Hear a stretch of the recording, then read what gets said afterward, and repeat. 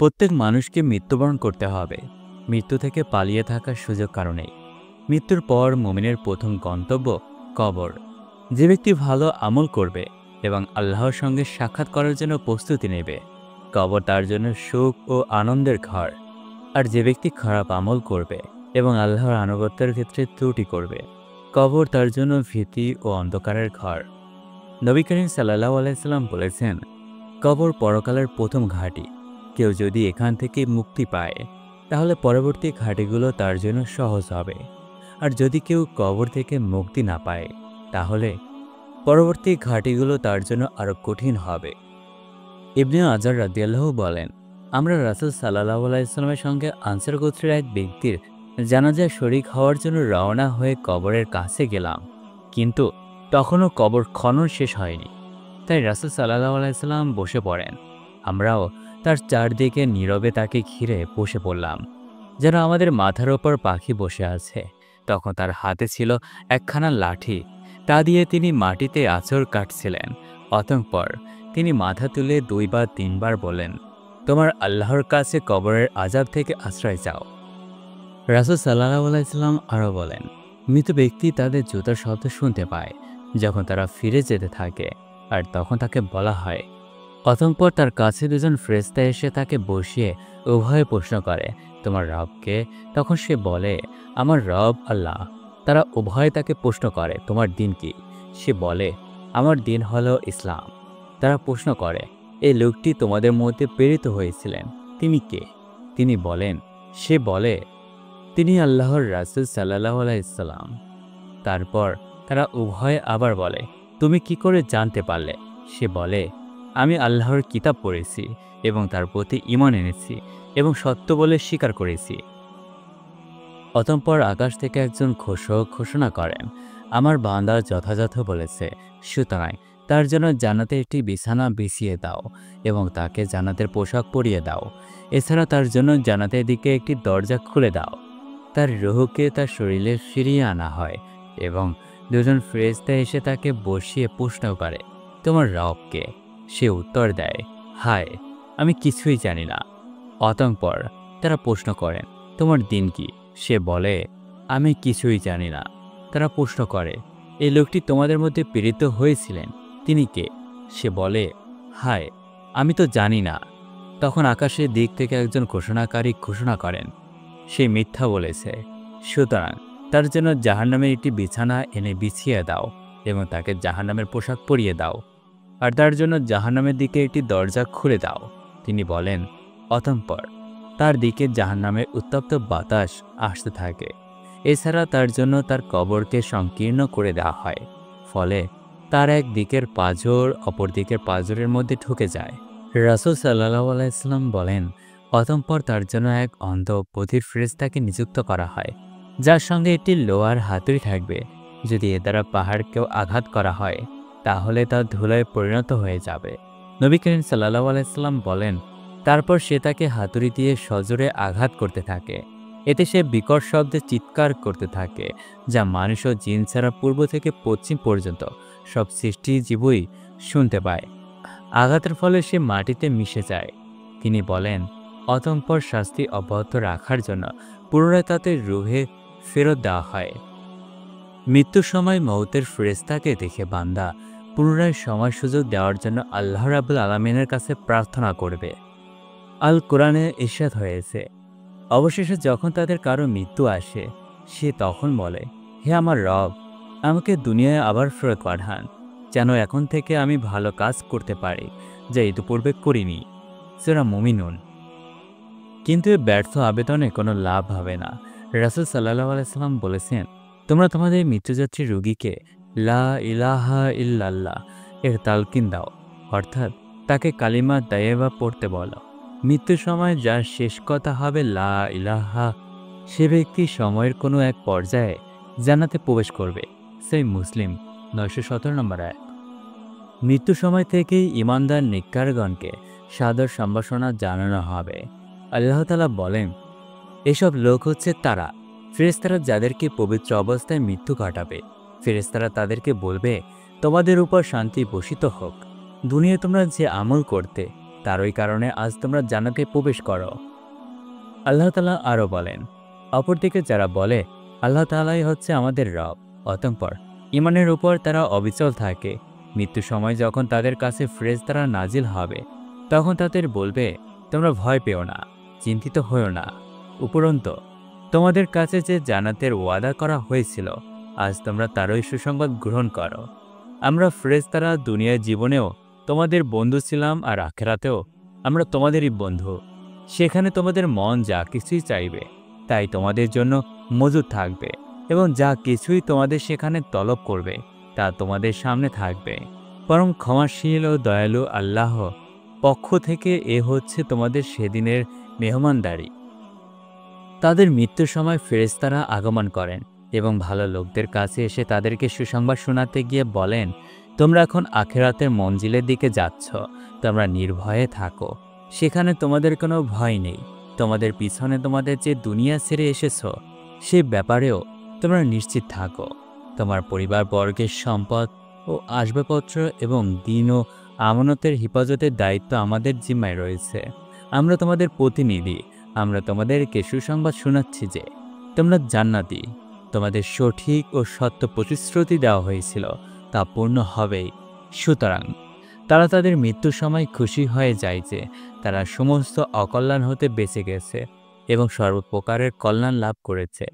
হাদিসে এসেছে যে রাসূল সাল্লাল্লাহু আলাইহি সাল্লাম বলেছেন, মুমিনের রূহকে সম্বোধন করে ফেরেশতারা বলেন, হে পবিত্র রূহ, যে পবিত্র দেহে তুমি ছিলে, চলো আজ এখন থেকে আল্লাহর ক্ষমা ও নিয়ামতের দিকে। চলো ওই আল্লাহর দিকে যিনি তোমার প্রতি অসন্তুষ্ট নন। আল্লাহর নৈকট্যপ্রাপ্ত ব্যক্তিগণের ততক্ষণ পর্যন্ত মৃত্যু ঘটানো হয় না যতক্ষণ পর্যন্ত জান্নাতের রাইহান নামক স্থানের কোনো এক জায়গায় তার রুহুকে জায়গা দেওয়ার ব্যবস্থা করা হয় না। মুহাম্মদ ইবনে কাব রহমতুল্লাহ বলেন, মৃত্যুর পূর্বেই মরণমুখী প্রত্যেক ব্যক্তি সে জান্নাতি নাকি জাহান্নামী তা জানতে পারে। সুনানে আবু দাউদের একটি সহিহ রিওয়ায়াতে রয়েছে, রাসূল সাল্লাল্লাহু আলাইহি ওয়াসাল্লাম বলেছেন, শহীদদের রুহগুলো সবুজ রঙের পাখির ভিতরে অবস্থান করে, যে পাখি জান্নাতের সব জায়গায় ইচ্ছামতো বিচরণ করে ও পানাহার করে এবং আরশের নিচে লটকানো লণ্ঠনের আশ্রয় নেয়।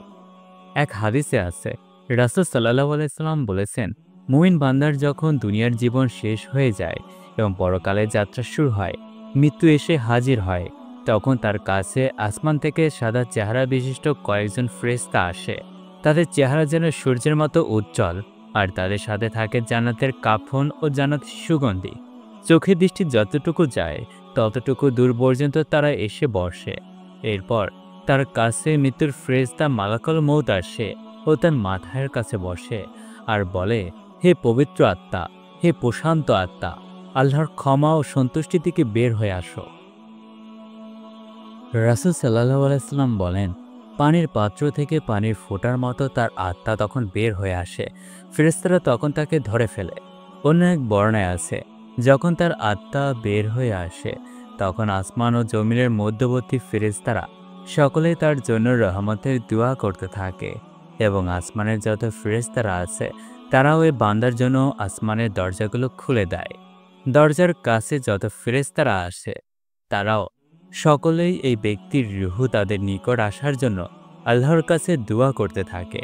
ফেরেশতারা যখন এর রূহকে ধরে ফেলবে তখন তারা এক পলকও তাদের হাতে তা না রেখে এটা নিয়ে যাবে। অতঃপর এই রূহকে জান্নাত থেকে আনা সেই কাফনে এবং ওই সুগন্ধির মধ্যে রেখে দেবে। রাসূল সাল্লাল্লাহু আলাইহি সাল্লাম বলেছেন, অতঃপর ফেরেশতারা এই রূহকে নিয়ে উপরে উঠতে থাকবে। ফেরেশতাদের যে দলের পাশ দিয়ে যাবে তারাই জানতে চাইবে, এই পবিত্র আত্মাটি কার? তোরে ফেরেশতারা বলবে, অমুকের ছেলে অমুকের রূহ। সুন্দর নামে তাকে সম্বোধন করবে, যে নামে দুনিয়াতে তার পরিবারের লোকজন তাকে ডাকত।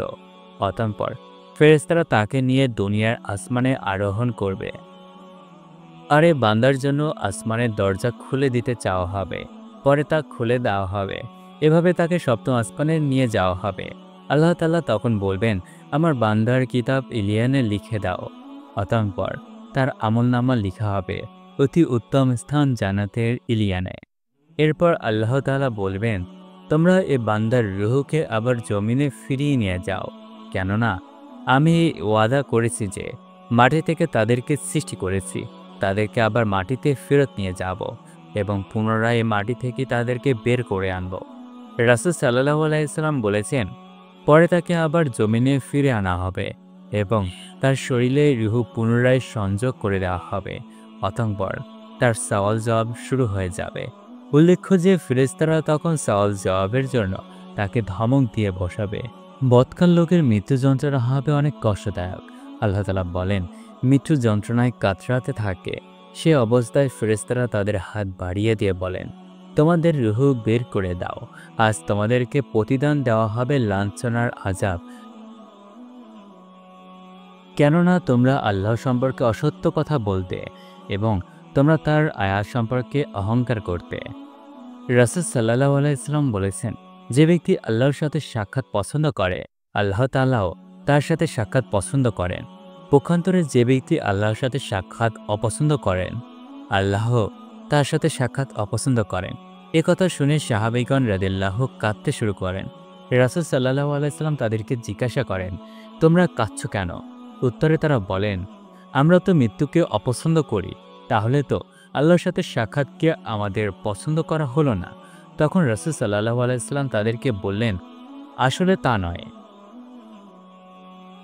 ওই সময় মৃত্যুকালীন অবস্থায় আল্লাহর নৈকট্যপ্রাপ্ত বান্দাদেরকে সুখ, শান্তিময় ও আরামদায়ক জান্নাতের সুসংবাদ দেওয়া হয়, যার কারণে তারা যত তাড়াতাড়ি সম্ভব আল্লাহর সাথে সাক্ষাৎ কামনা করেন। কিন্তু যদি তারা সত্য অস্বীকারী ও বিভ্রান্তকারী হয়, তাহলে তাদেরকে অতি গরম পানির আপ্যায়ন ও জাহান্নামে পোড়ানোর দুঃসংবাদ দেওয়া হয়। তখন তারা মৃত্যুকে অপছন্দ করে এবং তাদের রূহ আল্লাহ তাআলার নিকট হাজির হতে অপছন্দ করে। সুতরাং আল্লাহ তাআলাও তাদের সাথে সাক্ষাৎকে অপছন্দ করেন। অপরদিকে যদি সে ডানপন্থী হয়, তাহলে মৃত্যুর ফেরেশতা তাকে সালাম দেয় এবং বলে, তোমার উপর শান্তি বর্ষিত হোক, তুমি আসহাবুল ইয়ামিনের অন্তর্ভুক্ত, তুমি আল্লাহর আযাব হতে নিরাপত্তা লাভ করবে। তাকে বলা হবে, হে ডানপন্থীওয়ালা, তোমার প্রতি সালাম ও শান্তি। সুনানে আবু দাউদে এক বর্ণনায় আছে, রাসূল সাল্লাল্লাহু আলাইহি সাল্লাম বলেছেন, কাফের ও পাপী বান্দা যখন দুনিয়ার হায়াত শেষ হয়ে মৃত্যু এসে পরকালের যাত্রা শুরু হয়, তখন তার কাছে আসমান থেকে ফেরেশতারা আসে। এসব ফেরেশতারা হয় কঠিন ও পাষাণ হৃদয়ের, কালো চেহারা বিশিষ্ট। তাদের সাথে থাকে জাহান্নাম থেকে আনা চট ও আগুন। তারা তাদের চোখে দৃষ্টি প্রসারিত করে বসে থাকে। এরপর মৃত্যুর ফেরেশতা মালাকুল মউত এসে বান্দার মাথার কাছে এসে বসে আর বলে, হে খারাপ আত্মা, আল্লাহর ক্রোধ ও গজবের দিকে বের হয়ে আসো। অতঃপর তার রূহকে তার শরীর থেকে আলাদা করে এবং তার আত্মাকে এমন জোর করে দেহ থেকে বের করে আনে যেন ভুনা গোস্ত ছিঁড়া হয়। এরপর তার সাথে ঘাম ও রক্ত নির্গত হয়। আসমান ও জমিনের মাঝে যত ফেরেশতা রয়েছে সবাই তার জন্য তখন লানত করতে থাকে। এদের সঙ্গে আসমানের ফেরেশতারাও এ পাপী বান্দার জন্য অভিশাপ দিতে থাকে। আসমানের সমস্ত দরজা তার জন্য বন্ধ করে দেওয়া হয়। প্রত্যেক দরজাবাসী আল্লাহর কাছে এ দুআ করতে থাকে যাতে করে এই বান্দার রূহকে তাদের নিকট দিয়ে উপরে উঠানো না হয়। মৃত্যুর ফেরেশতা মালাকুল মউত তাকে ধরে এক পলকও তাদের হাতে রাখে না। তার খারাপ আত্মাকে রেখে দেয় জাহান্নাম থেকে আনা ওই চটের মধ্যে। সে সময় এই আত্মা থেকে দুর্গন্ধ বের হয়। পৃথিবীতে যত গলিত মৃতদেহ দেখা যায়, সেই সবগুলোই পচনশীল দেহ থেকেও অধিক দুর্গন্ধময় হয় এই খারাপ আত্মা। অতঃপর এই রূহ নিয়ে ফেরেশতারা ওপরে উঠতে থাকে। কিন্তু যখনই ফেরেশতারা এই রূহ নিয়ে অন্য ফেরেশতাদের কাছে গিয়ে পৌঁছে, তখন তারা জিজ্ঞাসা করে, এ খবিশ রূহটি কার? উত্তরে তারা তখন এ পাপিষ্ঠকে পৃথিবীতে যে সকল খারাপ উপাধিতে ডাকা হতো তার চেয়েও খারাপ নামে ডেকে বলে, এই রূহ অমুকের পুত্র অমুকের। এ সময় তারা তাকে নিয়ে প্রথম আসমানে পৌঁছে যায়। এরপর তার জন্য আসমানের দরজা খুলে দিতে আবেদন করা হয়, কিন্তু তার জন্য দরজা খুলে দেওয়া হয় না। অতঃপর আল্লাহ তাআলা তখন বলেন, এই পাপিষ্ঠদের ঠিকানা জাহান্নামের সিজ্জিনে লিখে দাও। অর্থাৎ সিজ্জিন হলো অত্যন্ত নিকৃষ্টতম জায়গা, জমিনের সর্বনিম্ন স্তর।